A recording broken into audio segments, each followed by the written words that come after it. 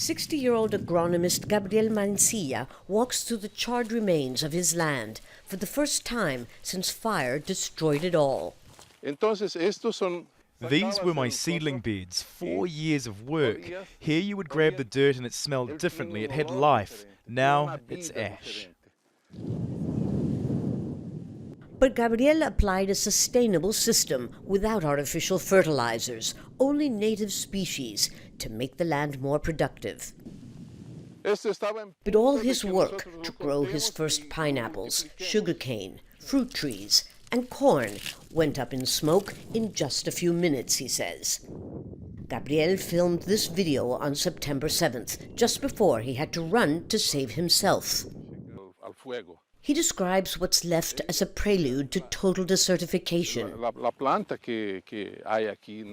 The characteristic of this native forest is its ability to survive decades of fires. But with every new fire it becomes more degraded and smaller until it withers away, and the only thing left is a desert. Last month, the number of wildfires in the Amazon tripled compared to the previous year. And as elsewhere, here in Mato Grosso, the most impacted state, they continue spreading.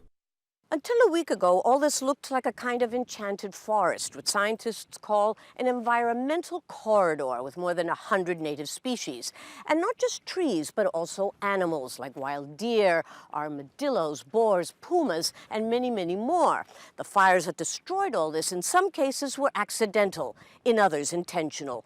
But in all cases, they were man-made. The Mato Grosso State Environmental Department argues that the number of fires is relative. Compared to 2018, which was a rainy year, the amount of deforestation will double this year. Yet, if you compare it to other years, it's quite average, nothing extraordinary. But that's not what EDINEIA CARVALHO says. She's lived in the area for 20 years and says her family never experienced anything close to when wildfires came right up to their doorstep. They survived by a miracle, she says. I'm very frightened still, too afraid to even go to work because I don't want to leave the house and my family alone. It's dangerous. She's right to be worried.